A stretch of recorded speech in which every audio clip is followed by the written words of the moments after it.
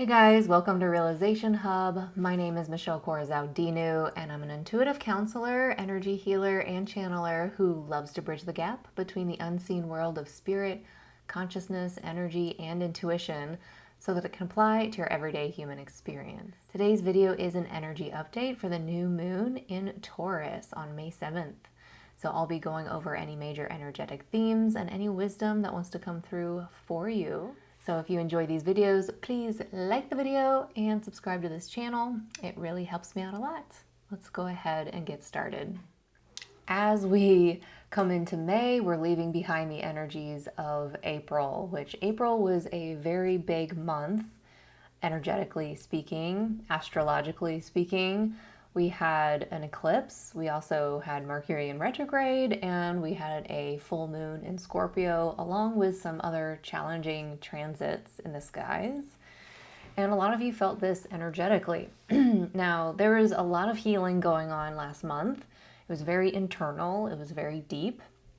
A lot of people on that path of evolution were going through a huge almost like metamorphosis or transformation in their own personal identity, breaking down really old identities, opening up really old wounds related to childhood, related to other experiences in this lifetime and beyond, and starting to release these deep things at the core and bring in their own spiritual essence, a new version of them. And a lot of that was so internal that it was hard to see on the outside. Now, for those of us that went through that experience, there's been likely a sense that there's a type of new beginning starting for you, a very big change that's starting to happen for you, but still not a lot of clarity about who you're fully becoming, what you're really doing, and that leads us into May.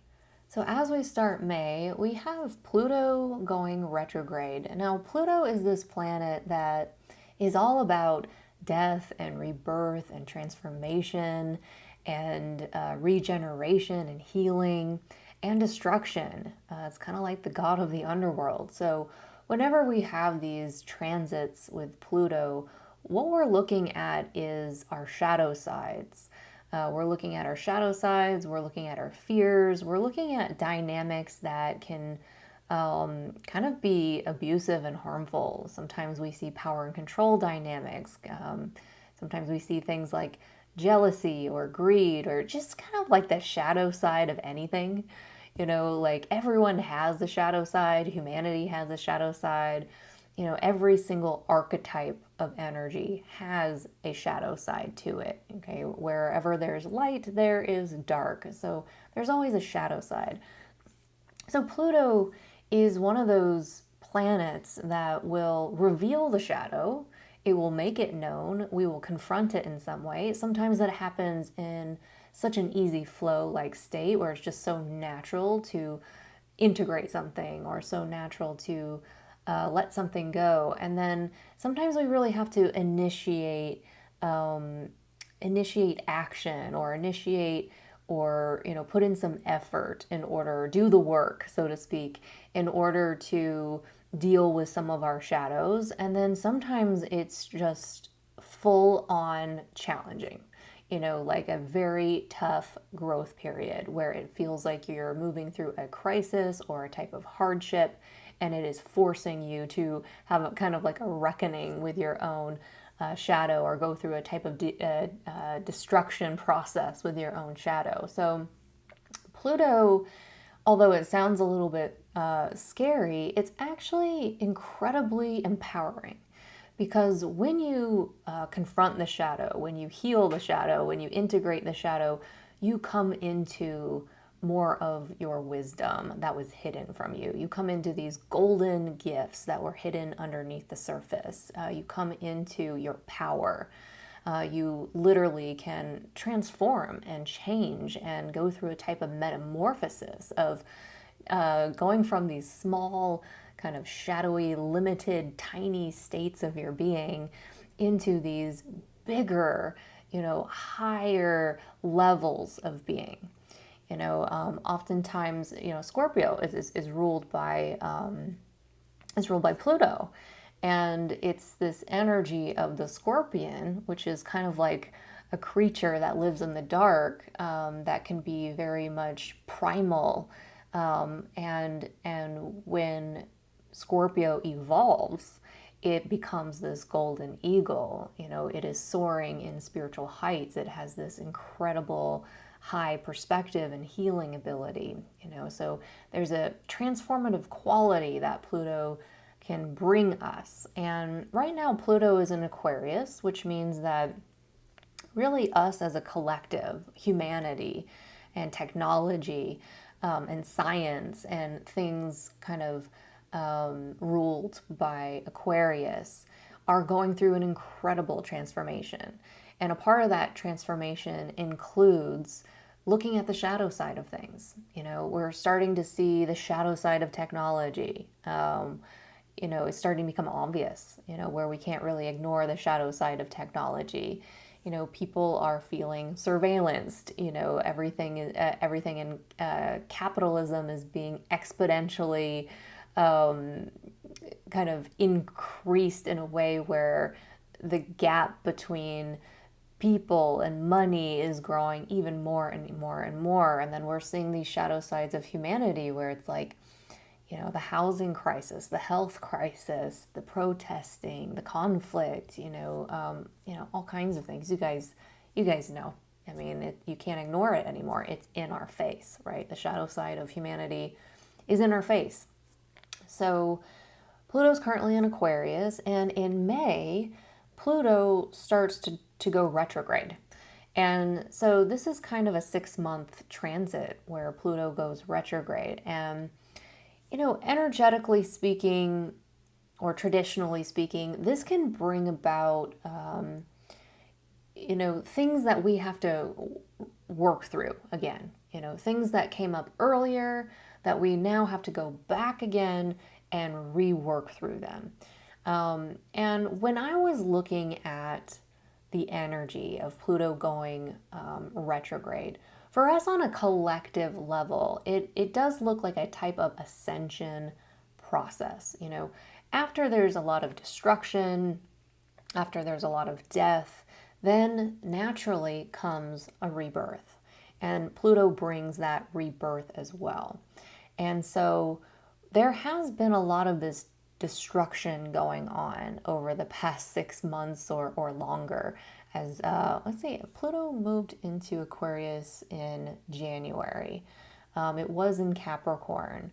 So it's moved into Aquarius in January, and since then, there's been a destruction process, and a lot of that destruction process has been, happening on larger levels in the collective, like I mentioned, but on a personal level, there may have been these experiences where, relationships have just been going through a really big editing process in your life, where you're working out who's growing with you, who's healing with you, who's staying with you, who's coming with you, and who you need to let go of, who is no longer in resonance with you, who is no longer supporting you in what you're here to do and be now. So there's been a tremendous destruction process around relationships and money and our values. And, along that destruction process, we're getting clarity about what we truly want, what we truly value, what we truly need, who we truly are. And it's all kind of led to this kind of rebirth kind of energy in April on a very individual level, collectively. Where a lot of people felt as if they were going through a type of energetic cocoon, and that is very much Pluto. That's a very Pluto energy, like an overarching tone of Pluto in the collective is these cycles where we might see people going through phases of metamorphosis, where they have to hermit themselves, cocoon themselves, withdraw themselves from life, go through incredible purging experiences physically, mentally, emotionally, where they might be getting sick, where they might just feel mentally unstable or emotionally unstable as they go through a psychological, deep, energetic, purging process. And then, they start to emerge from that, and they emerge from that in a very vulnerable new state. And that's kind of what's happening now. And as Pluto goes retrograde, what I get a sense about that is a type of ascension that we're working through. This is a birth, that we're dealing with, and we're reworking that birth. Like, how do we actually show up in our lives in a new state? How do we handle new changes in this new version of ourselves? How do we confront some of the old patterns that we're still dealing with from our new identity, from our new version of ourselves, from our new expression that has just kind of been birthed over the last month or so. So I do sense a type of ascension where we might be reworking how we show up. When we used to show up small, we might be showing up differently. The same old patterns might be coming through again, but we'll be addressing those differently, kind of breaking through our own ceilings, our own glass ceilings, breaking through our own upper limits, and coming into really starting to rise into this new version of ourselves, this new individual self that has been a huge focus in the collective for over a year at this point. When I'm not quite sure when, I believe the North Node and South Node moved into Aries and Libra around the summer of 2023. And that's when we were kind of really shifting on a collective level into this focus of developing ourselves as an individual. And it's been a huge breakdown. It's been a very big breakdown and destructive process. Like, you as an individual have likely been going through so much of a deconstruction of who you are, really revealing your own psychological nature, your own internal nature, your own emotional dynamics, mental dynamics, and like how old they are and how they're limiting you and how they're messing up your relationships. And, at the same time as you would release and let go and destroy things within you, your relationships would get the ripple effect of that. And some of them didn't come with you. Some of them didn't survive, and so,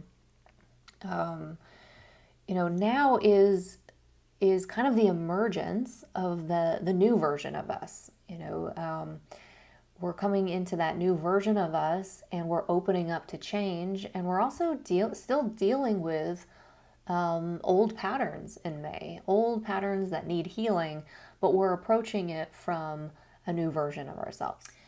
Now, collectively, Pluto going retrograde, I was seeing two things. One is the rise of kind of the shadow side of humanity, and we're gonna see phases of this, and we're gonna see natural phases of this over and over and over again over the next 20 years. So, you're gonna hear me say this so many times, but we're gonna be, in this retrograde, it looks like there could be big protesting going on. Lots of political protesting, potential collapse of some political things going on, political disruptions. I was looking at my notes here. We might see an emotional side of humanity show up that is just hard to witness. The hatred, the anger, the just the nastiness, of humanity and how we relate to that. We might be relating to some of the same old problems differently. The same old protest comes up to the surface, but this time we might relate to it differently, and so the other side of that is, in this retrograde, we actually might see some new developments in technology, some new things sprouting up again. Scientific developments in food, healthcare, developments in our healthcare system, developments in security there's been a huge issue starting to boil and, intensify globally on a global scale with technology and with security issues, where there's lots of hackers, there's lots of crime going on a kind of an internet kind of level, a security level, cyber level, like almost like oh my gosh, here it is, cyber attacks.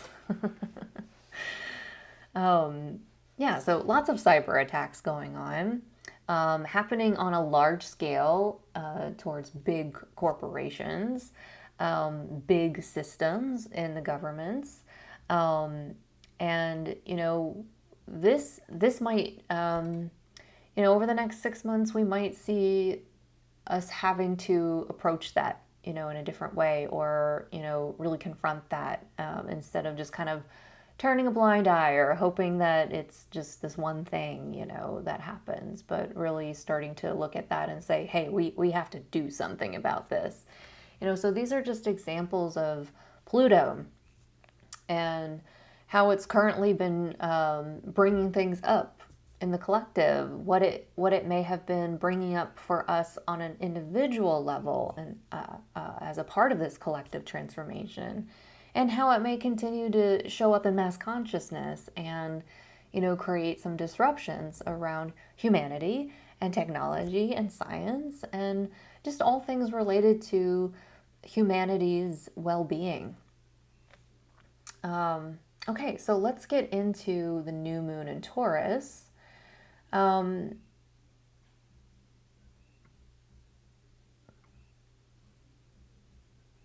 Let's start with, the placements that will be in Taurus, during the new moon. We're going to have Venus in Taurus. We're going to have the moon in Taurus. It's the new moon in Taurus. We'll have the sun in Taurus. We'll have Uranus in Taurus, and also Jupiter in Taurus. And, Jupiter, Uranus, the sun, and the moon, all in a conjunction with each other for the most part. Yeah. And so this is actually really beautiful energy. Jupiter is a very benefic planet, brings about a lot of optimism for us, brings about a very broad perspective for us, brings about more of a philosophical, kind of spiritual lens into the mix. And Uranus brings about change. It can be a very unexpected change. You can't plan or predict change that happens by Uranus. It comes out of nowhere, and it can be disruptive. It can be chaotic, but it can be an awakener. When there's sudden change that happens out of our control, oftentimes it brings us into our presence. And it takes us out of distractions and helps us kind of really focus on our priorities. And, there's so many benefits to chaos and disruption. And there's a lot of clarity coming through because the sun will be conjunct here. There's going to be more clarity or purpose, in this new moon. Okay, so when I'm kind of putting these planets all together, it definitely seems like a positive or optimistic kind of perspective of what's ahead, and it seems like with this Jupiter conjuncting Uranus, there's already been this kind of new beginning happening around a very big change that's happening. Now, because this change is happening in Taurus, these planets starting this new beginning in Taurus, I would say that this is a change that is happening over time. This is a change that is happening gradually. This is a change that happens in a very grounded way, in a way in which we need to approach this change in a very practical, grounded way, kind of a slow, steady kind of way. And so there might be things that you're beginning to see around this new moon, where you're beginning to get some clarity around this new moon, where you're kind of shining a light on this change, and starting to really get an idea of like, okay, this is what needs to change in my life.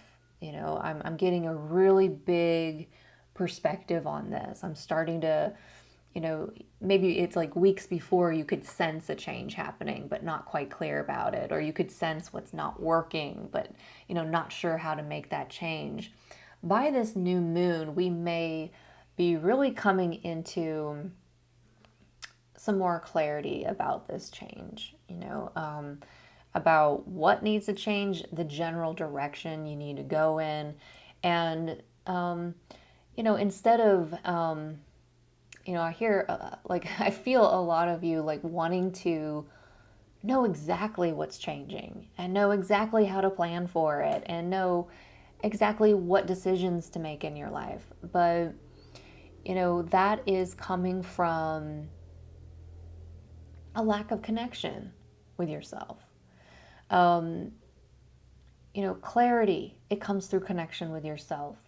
It comes through choices. It comes through going into an experience and understanding what works for you, what doesn't work for you, what you like, what you don't like, what you value out of it, what you don't value, where your boundaries are, where your limits are, and what you're willing to tolerate and how you're willing to grow.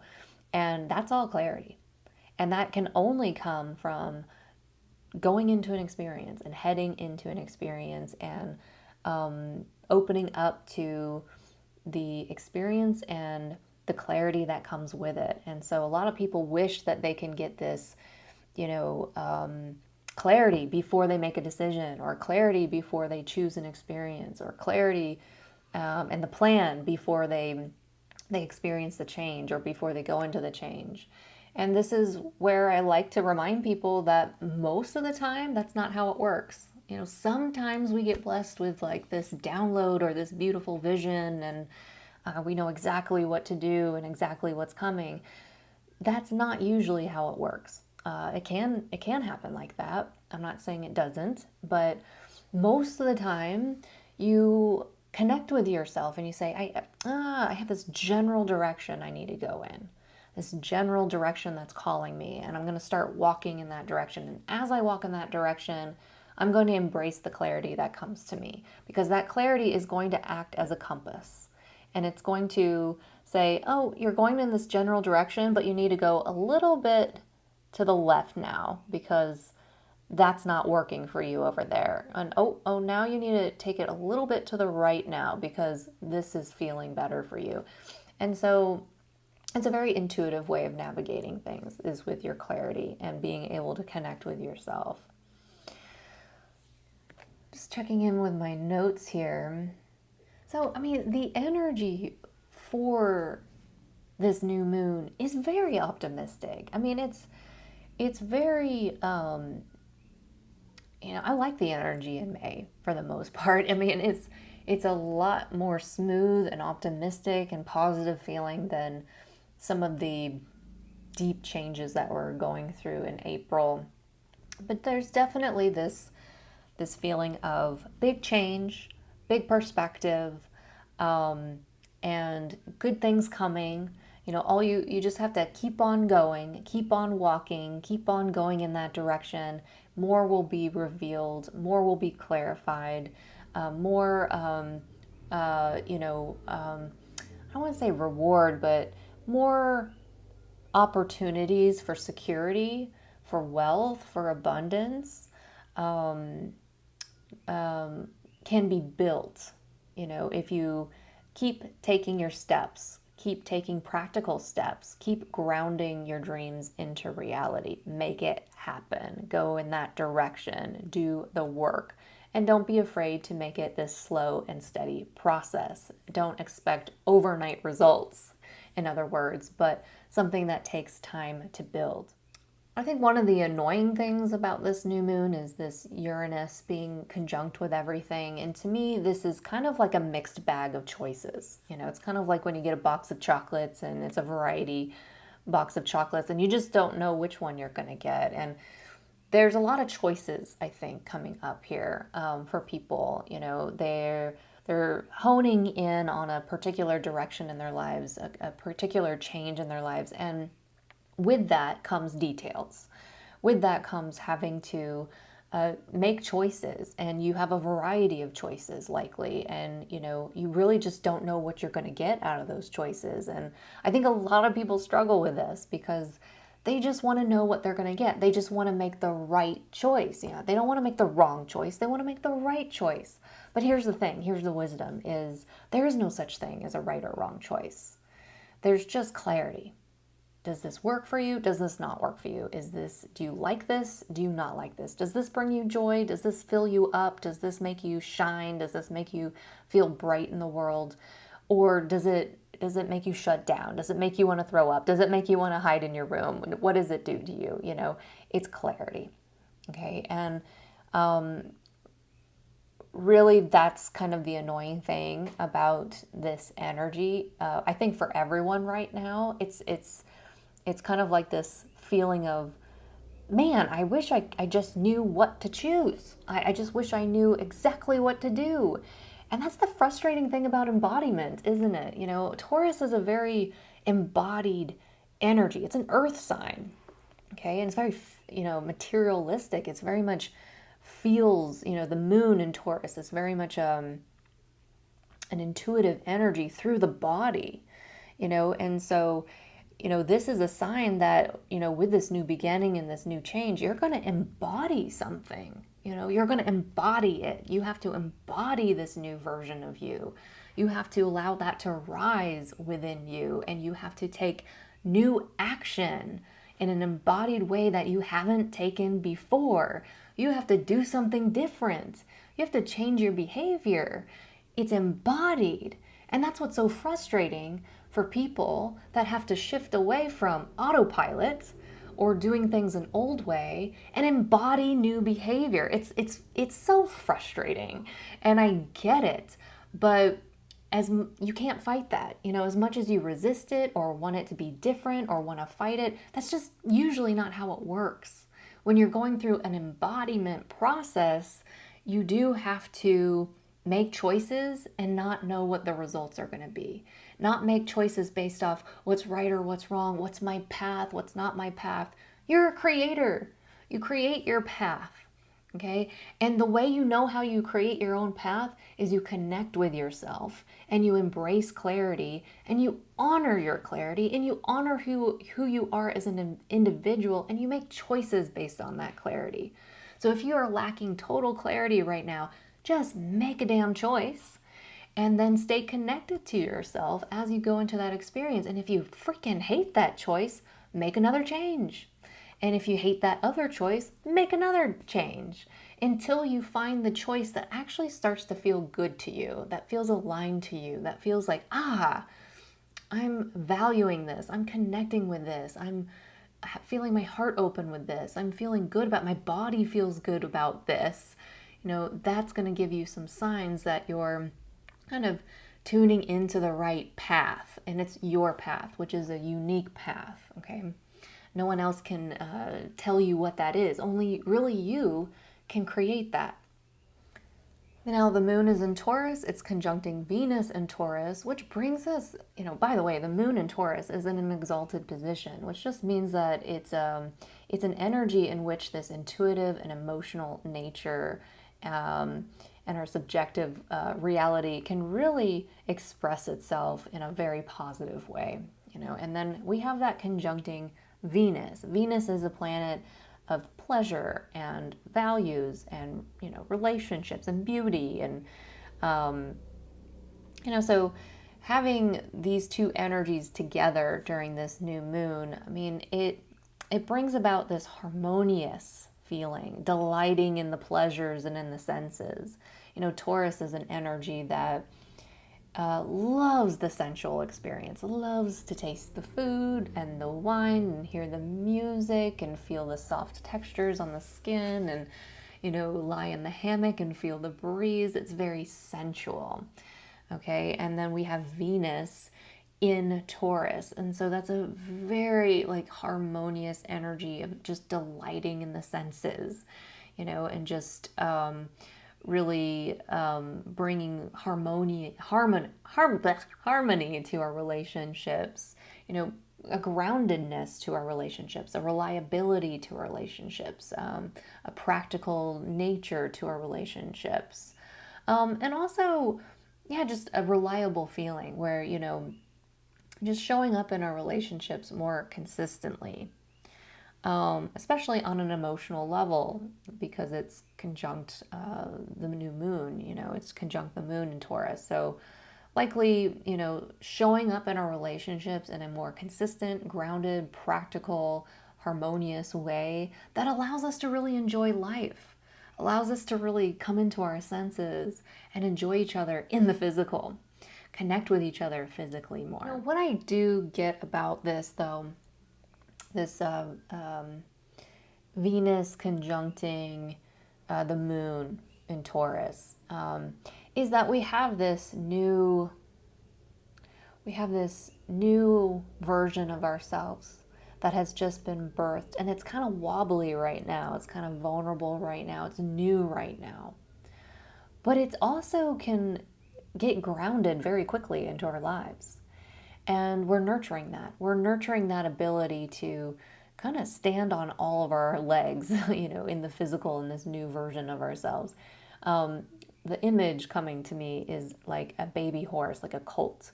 When it gets born, it's a big baby, but it can stand on all four legs pretty quickly after it's born. And a lot of the animals in the wild, like once they're born, even though they're these wobbly little vulnerable creatures, they can stand on all four legs, and that is a survival instinct, to stand on all four legs. It helps them survive in the wild. And that's kind of what I sense about this conjunction is that we might have this new version of us that feels so vulnerable, but at the same time, we're able to like really ground into it at the same time. It's like we might be wobbly, it might be new, we might have a lot to learn about it, we might be needing to grow with it and embody it a lot more, but we can already start to interact with the world in a new way from this new state. And now is, that conjunction energy is a very nurturing, loving energy. It's like a mother horse coming over and licking the baby horse. It's a very sweet energy. It's a very loving and nurturing energy, and it's just nourishing us so that we can feel safe and grounded and kind of come into this new version of ourselves in our relationships in a more grounded and nurturing way. All right, and then let's talk about some of the things about this new moon that might feel a little bit crunchy or a little bit challenging in some ways. And, we still have this theme of healing, deep healing going on in our individual self. That healing phase is not yet over yet. Okay, and we'll still be seeing that, I believe, throughout May, quite a lot. I'm just kind of taking a look at some of the other transits. Yeah, I mean, we're going to still be in this kind of Chiron energy in May. It's just not going to be overly emphasized as it was in April.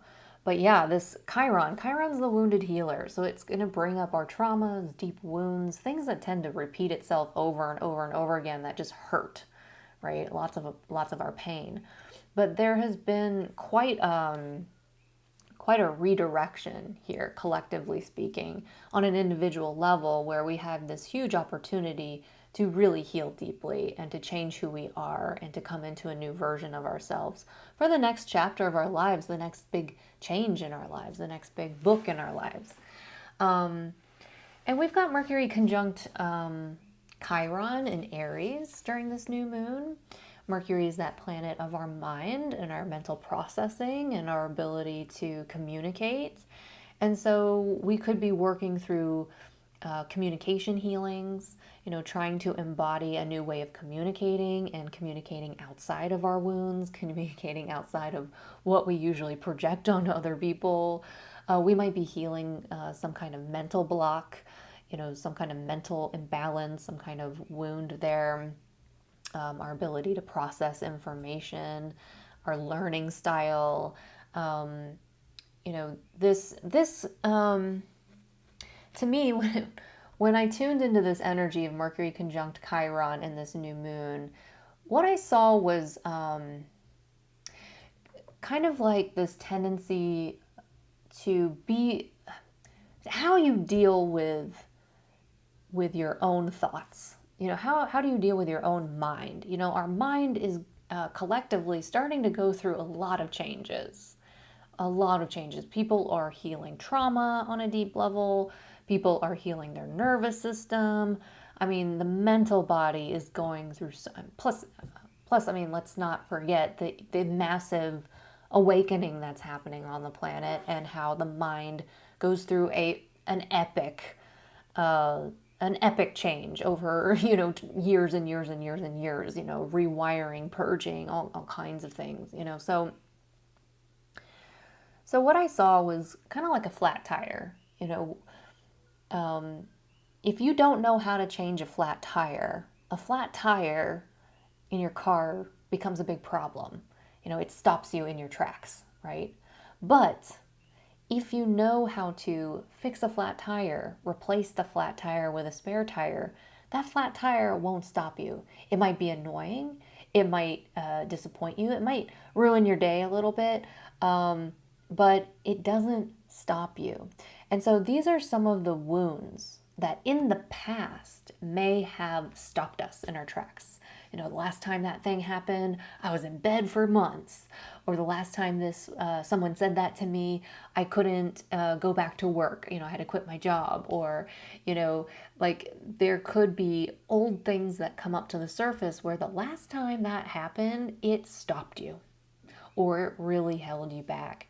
And now in May, there's this just, continuance of this beautiful healing energy where we approach things differently. We're more prepared. We're more ready for the healing, And so when someone communicates something to us, or where we have those old thoughts come back up again, or we have issues with learning something new, or whatever kind of wounding comes up around the mind, we're more equipped to heal it. It's not going to stop us. We're going to just deal with it, embody something new, and move on.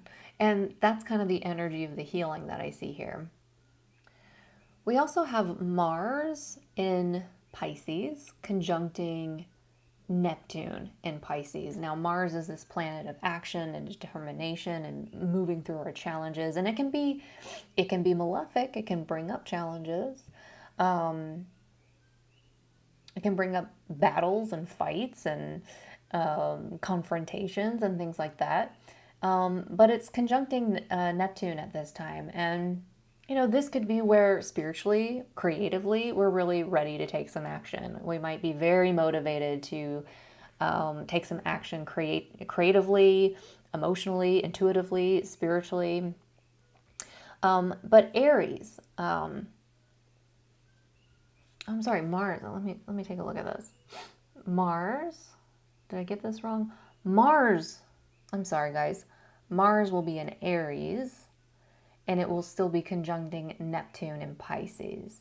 So yes, Mars in Aries, that's in this new moon, we're going to have that will. We're going to have that willpower to go into unknown territory. And this comes in handy, because people are navigating a lot of different choices at this time. There are a lot of different redirections, going on, where they have this opportunity to go into a new direction, to embrace a new change, which comes with a lot of unknown territory and a lot of changes and a lot of choices. And so Mars in Aries helps us have that willpower to navigate unknown territory, even if we don't know exactly what we're doing and where we're going or what we should do.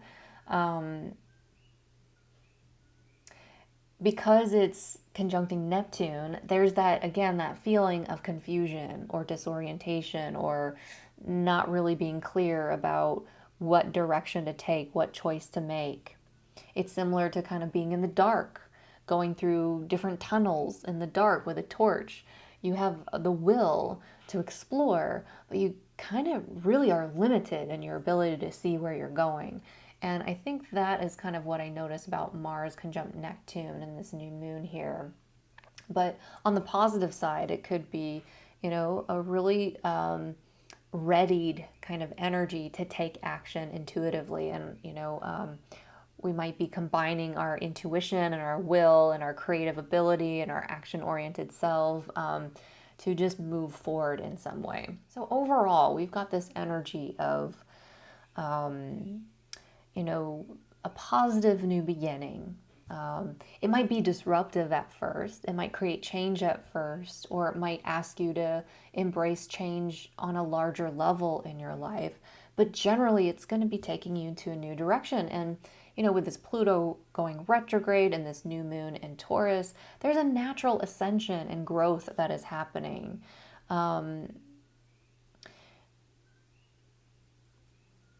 Collectively, I wrote some notes here. Collectively, we could see some major disruptions, major changes. And again, this is over time. And I've already said this so many times, I don't know how many times. I feel like a broken record, that, this is just the time of the earth where we're going to see a lot of disruptions. But yes, this whole Jupiter in Uranus, Jupiter in Taurus and Uranus in Taurus conjunction, starting this new beginning of big change happening on the planet and disruptions happening on the planet in Taurus, so we could see things that used to be very secure, things that used to be very wealthy, get knocked around, kind of fall apart, lose its stability, its security in some way. We could see the housing crisis come to a head, until something has to happen. We could see issues with money and wealth. We already do, but it might get to a point where something has to change. Like the boiling point. We're already kind of seeing this stuff coming. It's only a matter of time before, bing, something kind of falls apart, or bing, something breaks down on us, or something outside of normal happens where we have to deal with it in a new way. And that's kind of what I'm feeling with Jupiter conjuncting Uranus and Taurus. Yeah, the sun in Taurus. The sun in Taurus is conjuncting. No, I'm sorry, it's not conjuncting. It's in a sextile with Saturn and Pisces. Now, Saturn is a malefic planet. It can bring about hardships and challenging things. It's restrictive. It brings about boundaries, and usually asks us to deal with our karma and our past life shit, and asks us to really put in the work if we want to see rewards. So it's in a sextile with the sun in Taurus, which means that if we need resources, they're available to us, but we have to go out and get those resources. We might feel, it's kind of like when you need food, you go to the grocery store. You don't just have food appear in your kitchen. You don't just press a button and suddenly food is prepared for you, unless you are using a microwave and some frozen meals. But you know what I'm saying. Usually if you are going to make a meal, you need food for that, and you have to go to the grocery store and get it. So you do have to go out of your way to get the food, to bring it back into your kitchen and make the meal, right? Same thing with the new change that we're stepping into. We have this help of Saturn, which is going to help us build that, it's going to say, hey, I'm going to help you build that. I'm going to help you give you the resources you need, or the structure that you need, or the discipline that you need in order to make this change happen. But you have to engage with it. You have to kind of go out of your typical way in order to do that. So it's kind of like if you want to write a book, we might have one of those experiences where we have just a flow state where all of a sudden we download this book and it comes in, into writing within like days, and it's just really fast, right? And that's awesome when that happens. But this is more of an energy where if you want to write a book, this is an energy where you have to create structure every single day, do a little bit every day to write that book for probably several months, and then find the editor, and then find other people to help you with it. And so it's more about creating structure. It's more about going out of your way to find resources. It's more about creating the structure so you have discipline to show up for yourself to make this change happen one step at a time. Saturn is in some ways an incredible gift to us, because it will bring great rewards. It will bring achievements. It will bring things like that if you lean into that energy. But if you avoid discipline, if you avoid structure, if you avoid having boundaries, then you might not see the fruits of your labor because you won't be putting in the work for it.